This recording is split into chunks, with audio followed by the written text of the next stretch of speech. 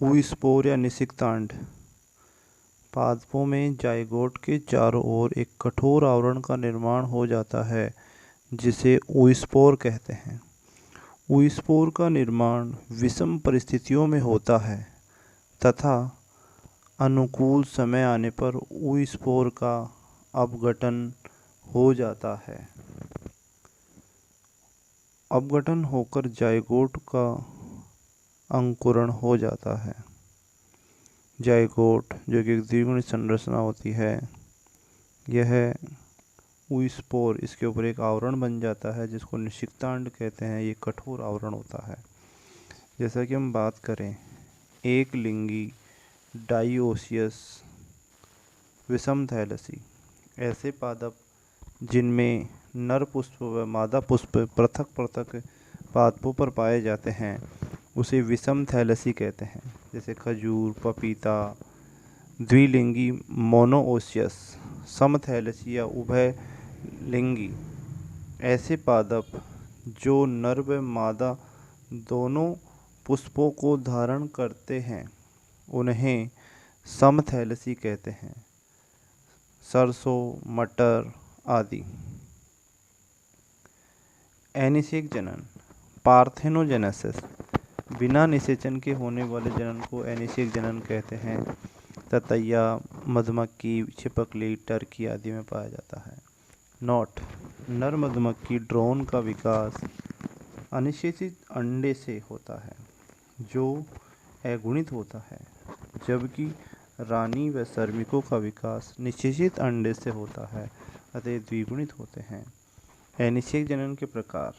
प्राकृतिक एनिषेक जनन प्रकृति में जीवों में स्वतः ही होने वाले एनिषेक जनन को प्राकृतिक एनिषेक जनन कहते हैं। जैसे ततैया, मधुमक्खी। कृत्रिम एनिषेक जनन मानवीय क्रियाकलापों द्वारा जीवों में होने वाले एनिषेक जनन को कृत्रिम एनिषेक जनन कहते हैं। क्लोरोफॉर्म द्वारा, नीडल से भेदन पर मस्टर्ड गैस द्वारा। गुणसूत्र नाम द्विगुणित गुणसूत्र, अगुणित गुणसूत्र। जैसे कि जंतुओं में बात करें एस्केरिस में सबसे कम जो है गुणसूत्र पाए जाते हैं। द्विगुणित अवस्था में 2, अगुणित अवस्था में 1। मनुष्य में 46, अगुणित अवस्था में 23। बिल्ली में 38, अगुणित अवस्था में 19। कुत्ते में 78, अगुणित अवस्था में 39। तितली में 380, अगुणित अवस्था में 190।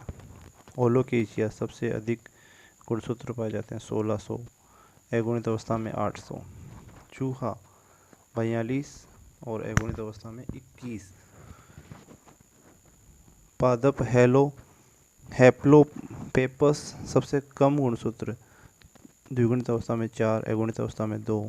मूली द्विगुणित अवस्था में 18, अगुणित अवस्था में 9। पपीता द्विगुणित अवस्था में 18, अगुणित अवस्था में 9।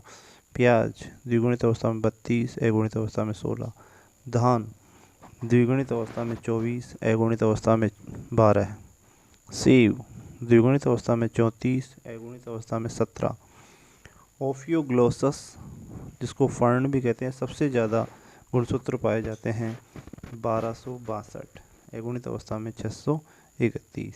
इस प्रकार हमने देखा कि जो गुणसूत्र होते हैं वह जीवों में पाए जाते हैं। हम अगर बात करें कि जो युग्मक होते हैं अर्थात युग्मकों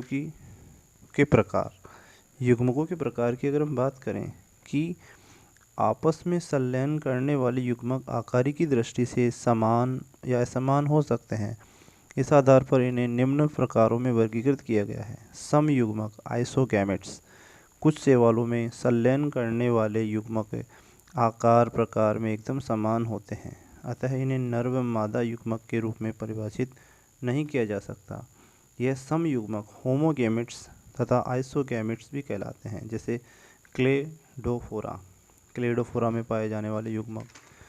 बात करें हम विषम युग्मक की, तो लैंगिक प्रजनन करने वाले अधिकांश जीवों द्वारा उत्पन्न किए गए युग्मक आकारी के रूप में समान नहीं होते हैं। इन जीवों का मादा युग्मक जिसे अंड या डिंब कहते हैं, प्राय आकार में बड़ा व अचल होता है। नर युग्मक पुंमणु या शुक्राणु कहलाता है। यह छोटा अचल होता है। चलन हेतु इनमें पक्षमाभ या कसाभ पाए जाते हैं। जैसे कि हमने देखा कि जो ये चित्र है युग्मकों के प्रकार में, एक शैवाल क्लेडोफोरा जिसमें समान प्रकार के युग्मक बनते हैं। फिर हम देखते हैं कि जो एक अन्य शैवाल है फ्यूकस, जिसमें विषम युग्मक, किस प्रकार के युग्मक बन रहे हैं, विषम युग्मक। और अगर हम बात करें मानव की, इसमें भी विषम युग्मक, ये मादा युग्मक, ये नर युग्मक, अंडाणु शुक्राणु, अलग अलग प्रकार के युग्मक इसमें बनते हैं। एक सेकंड। जीवों में लैंगिक विविधता की बात करें तो केंचुआ एक द्विलिंगी प्राणी है, कॉकरोच एक एकलिंगी जंतु है, कारा एवं एक उभयलिंगी शैवाल, मार्केंसिया एक लिंगाश्री पादप, एक द्विलिंगी पुष्प है। अगर हम बात करें केंचुआ एक द्विलिंगी प्राणी है जिसमें नर और मादा जनक एक ही जीव में पाए जाते हैं। ऐसे ही हमने देखा कि कॉकरोच जो होता है, अर्थात कॉकरोच भी एक लिंगी जंतु है, जिसके बारे में यहाँ चित्र में बताया गया है। फिर एक उभयलिंगाश्री शैवाल मार्केसिया एक लिंगाश्री पादप है जो द्विलिंगी पुष्प, इस प्रकार से हम देख सकते हैं। यदि हम बात करें अंडप्रजक जीव, ओविपेरस एनिमल्स, अर्थात अनिषेचित या निषेचित अंडे देने वाले जंतु अंडप्रजक कहलाते हैं। जैसे मछली, मेंढक जैसे जीव अनिषेचित अंडे देते हैं, जिनका निषेचन शरीर से बाहर जलीय माध्यम में होता है। सरीसृप व पक्षी कैल्शियम कार्बोनेट के कवच वाले निषेचित अंडे देते हैं। इनमें निषेचन आंतरिक होता है। सुरक्षित स्थान पर दिए गए यह अंडे एक निश्चित निवेशन अवधि इंक्यूबेशन पीरियड के बाद स्फुटन द्वारा शिशु को जन्म देते हैं। सजीव प्रजक विविपेरस, शिशुओं को जन्म देने वाले जंतु सजीव प्रजक कहलाते हैं। इन जीवों में मादा युग्मक मादा के शरीर में ही स्थित होता है। वह इसका निषेचन व युग्मनज का परिवर्धन होता है, यानी मादा के शरीर के अंदर ही उसका निषेचन और युग्मनज का निर्माण होता है।